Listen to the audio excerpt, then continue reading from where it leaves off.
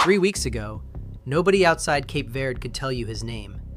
Today, 20 million people follow him on Instagram. He stopped Spain. He stopped Messi. He made the champions of the world sweat. And right now, as you watch this video, he does not have a football club. A global star, unemployed. How does that even happen? Stay with me, because this story is not really about a goalkeeper. It's about what fame is actually worth in football, and what it isn't. His name is Josimar Jose Evora Diaz. Nobody calls him that. Everybody calls him Vozinha, Little Granny, a nickname from the grandparents who raised him. He was born in Mindelo, a small town on the island of São Vicente, Cape Verde. He didn't turn professional until he was 25. 25. Most top goalkeepers are already starters by then. He went from Cape Verde to Angola to Moldova to Portugal to Cyprus to Slovakia and back to Portugal again. Small clubs, small leagues, small paychecks. At 40 years old, he was playing in Portugal's second division for a club called Chaves. Not the Champions League, not even close. He was simply the veteran keeper for a country that had never once qualified for a World Cup. Cape Verde, population, about 500,000 people, smaller than most football stadiums fill in a season. And in 2026, for the first time in history, Cape Verde made it to the World Cup. Vozinha wasn't there to be a star. He was there to be the experienced guy who might help his tiny country survive the group stage. Nobody, including him, expected what came next. Cape Verde's first match, Spain, reigning European champions, ranked number 2 in the world. Cape Verde was ranked 67th. On paper, this wasn't a match. It was a formality. Spain attacked from the first minute, wave after wave, shot after shot, and every single time, there was Vozinha. Diving left, diving right, reading the play before it happened. 7 saves, 0 goals. 90 minutes later, the scoreboard read 0-0, one of the biggest shocks in World Cup history. At 40 years old, Vozinha had just become the oldest goalkeeper ever to keep a clean sheet on his World Cup debut. He cried after the final whistle. Not because of the record, because of who wasn't there to see it. His grandparents, who raised him, had passed away years earlier, and his mother couldn't get a visa in time to make the flight. He said it himself, through tears. They did everything for me, and they weren't here to see it. That's the moment this stopped being a sports story. Before that match, Vozinha had about 50,000 followers on Instagram. Normal. Unremarkable. The following of a decent regional footballer. Within hours of the final whistle, that number passed 2 million. Within days, it passed 17 million. By the end of the tournament, it was closing in on 20. Brazilian broadcasters put him on every highlight reel.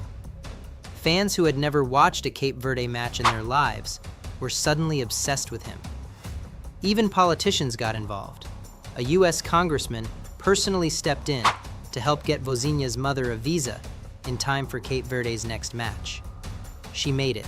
She was in the stands in Miami. Then Cape Verde drew Uruguay. Then they held Saudi Arabia scoreless too. Cape Verde, a nation smaller than most cities, advanced to the knockout stage of the World Cup in their first ever appearance. And waiting for them in the round of 32 was the biggest name in the sport, Argentina, the defending champions. Lionel Messi. This was supposed to be the end of the fairy tale. Argentina, against a team from an island nation nobody could find on a map. Instead, Cape Verde fought for every single minute. Argentina scored. Cape Verde answered. Argentina scored again. Cape Verde answered again. And Vozinha kept doing what he'd done all tournament, refusing to let the ball in. At one point, he read a Messi free kick perfectly and pulled off a save that lit up every highlight show on the planet. 8 saves in that match alone. 18 saves across the whole tournament on just 23 shots faced. Cape Verde eventually lost, 3-2, in extra time. Their World Cup was over. But Vozinha walked off that field with something money can't buy: the respect of the greatest players in the world. He didn't just play well against Argentina. He nearly ended their World Cup at 40 years old, with a resume built entirely out of second division leagues nobody watches. Here's where the story gets strange. While all of this was happening, the saves, the tears, the 20 million new followers, his contract back in Portugal was quietly running out. By the time the World Cup ended, Vozinha was a free agent. No club, no contract, no team to report back to. Think about how backwards that sounds. He is, right now, one of the most recognized athletes on the planet, and he has no employer. In almost any other job, that makes zero sense. In football, it's actually logical. Clubs don't sign people for their story. They sign them for whether they can still do the job every single week, for a full season, at 40 years old. That's the real question hanging over him. Was this the greatest 3 weeks of an aging career, or proof he's still got more left? Vozinha has said openly that he wants to keep playing. He's mentioned Brazil specifically, the same country whose fans helped turn him into a global name overnight. There have already been reports linking him to Brazilian club Ceará. Portugal is still possible. Somewhere else in Europe isn't out of the question either. And here's what makes him different from a normal free agent. Whoever signs him isn't just signing a goalkeeper. They're signing an audience of 20 million people. New shirt sales, new sponsors, new eyes on their league from Cape Verde, Portugal, Brazil, and beyond. For the right club, Vozinha could be worth more off the field than on it. But fame fades fast in football. Today's headline is next week's forgotten story. The next few weeks, not the World Cup itself, may end up deciding how this story is remembered.